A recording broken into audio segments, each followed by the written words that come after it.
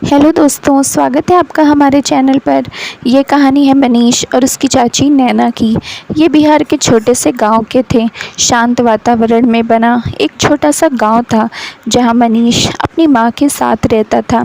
मनीष की चाची भी वहीं रहती थी। नैना की उम्र 30 साल के आसपास थी। वह बेहद खूबसूरत समझदार थी।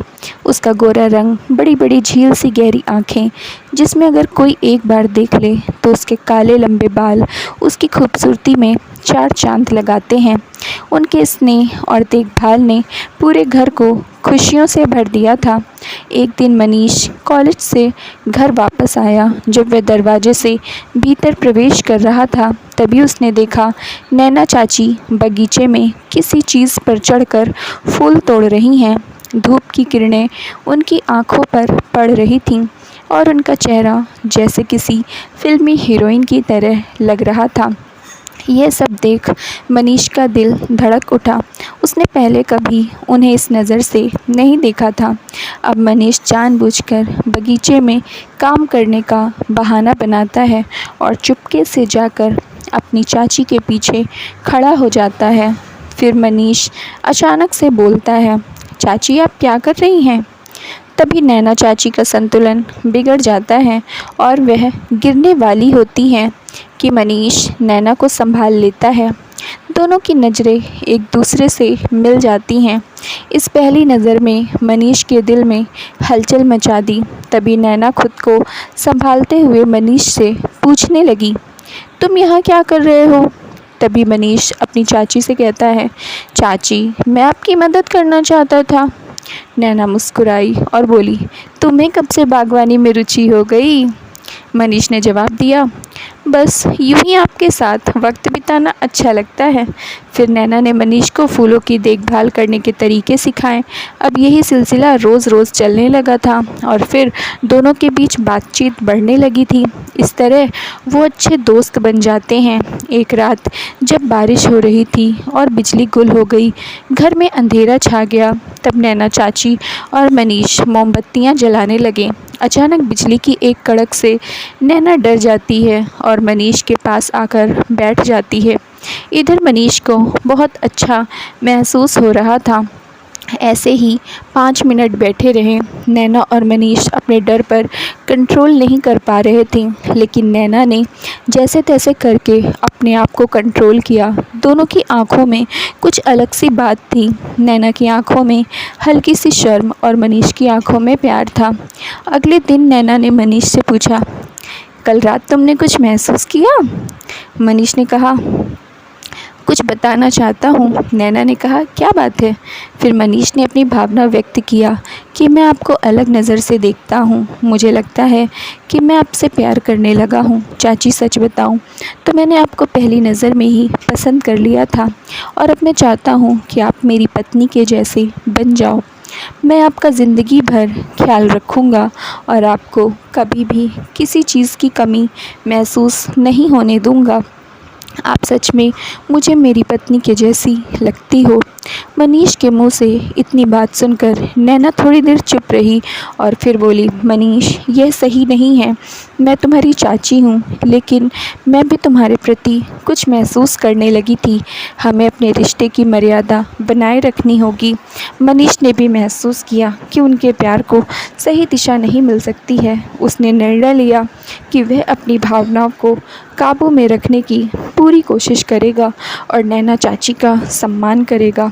उन्होंने अपने दिल को संभालते हुए अपने रिश्ते को परिवार की खुशी और शांति के लिए त्याग करना चाहा, लेकिन आगे उनके साथ कुछ और ही होने वाला था और इस बात से ये बेचारे अनजान थे। कुछ दिन तक दोनों अपने आप को संभालते रहे, लेकिन हर रोज़ किसी न किसी तरह से दोनों की नज़रें आपस में मिल जाती थीं। एक दिन मनीष ने देखा कि नैना चाची बगीचे में अकेली बैठी कुछ सोच रही हैं। उसने हिम्मत जुटाकर उनके पास गया और बोला, चाची क्या आप खुश हैं? नैना ने गहरी सांस ली और कहा, मनीष हम दोनों जानते हैं कि हमारे बीच कुछ खास है, लेकिन हमें अपने परिवार की मर्यादा और समाज की सोच का भी ख्याल रखना होगा। यह सब कहते हुए वह रो रही थी।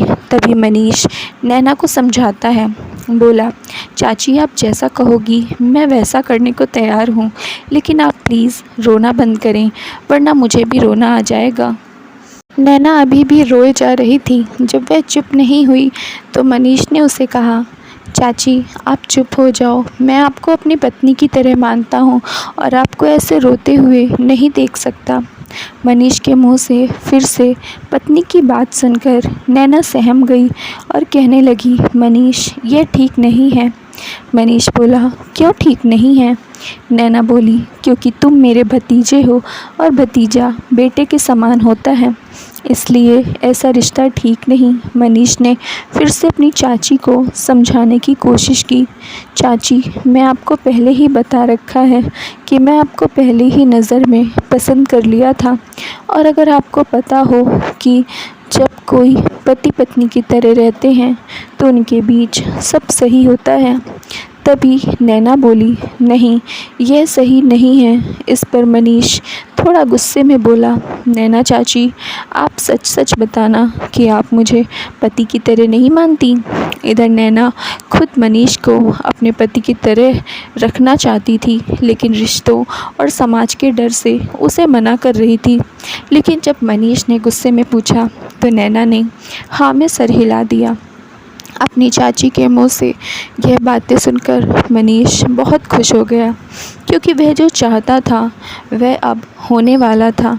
लेकिन जब उन दोनों ने इस बात पर विचार विमर्श किया तो वह दोनों पूरी तरह से समझ गए और वास्तविकता का सामना किया। तो उन्होंने महसूस किया कि उनका यह प्यार सामाजिक और पारिवारिक मर्यादाओं के खिलाफ है। नैना ने कहा, मनीष ये जो हुआ वह हमेशा याद रहेगा, लेकिन हमें इसे यहीं ख़त्म करना होगा। मनीष ने भी सहमति जताई। कहा, चाची हम अपने परिवार में समाज की मर्यादाओं का उल्लंघन नहीं कर सकते, इसलिए हमें इसे यहीं रोकना होगा। मनीष ने धीरे धीरे खुद को नैना से दूर करने की कोशिश की। वह अपने दोस्तों के साथ ज़्यादा वक्त बिताने लगा और अपने कॉलेज के कामों में व्यस्त हो गया। नैना ने भी खुद को घर के कामों में उलझा लिया। दोनों ने अपने दिल की भावनाओं को दबाने की कोशिश की, लेकिन वो एक दूसरे को भूल नहीं पा रहे थे। समय बीतता गया और मनीष की पढ़ाई पूरी हो गई। उसे शहर में एक अच्छी नौकरी मिल गई। जाने से पहले वह नैना से आखिरी बार मिलने गया और बोला, चाची मैं जा रहा हूँ, शायद यही हमारे लिए सही है। फिर नैना ने कहा, अपना ख्याल रखना और मुझे तुम पर गर्व है। शहर में नौकरी करते हुए मनीष ने खुद को पूरी तरह से काम में झोंक दिया, लेकिन नैना की यादें उसे हमेशा परेशान करती रहीं। उसने सोचा कि शायद समय के साथ सब कुछ ठीक हो जाएगा। नैना ने भी मनीष को याद करते हुए अपने जीवन को बिताने लगी। मनीष और नैना दोनों ने अपनी भावनाओं का त्याग कर अपने परिवार और समाज की मर्यादा को बनाए रखा। इस तरह उनकी प्रेम कहानी एक नई दिशा में समाप्त हुई, जहां उन्होंने अपने प्यार को त्याग कर एक दूसरे का सम्मान किया और अपने परिवार के लिए एक मिसाल बने। इस कहानी से हमें यह निर्देश मिलता है कि सच्चे प्रेम का मतलब त्याग और समर्पण भी हो सकता है। थैंक यू फ्रेंड्स, उम्मीद करती हूँ आप लोगों को स्टोरी पसंद आई होगी, तो प्लीज़ जल्दी से लाइक कर दीजिए। चैनल पर नए हैं तो सब्सक्राइब कर लीजिए और अपनी राय हमें कमेंट बॉक्स में ज़रूर दीजिए। बाय, मिलते हैं नेक्स्ट मज़ेदार और सस्पेंसिव स्टोरी के लिए। जब तक के लिए बाय।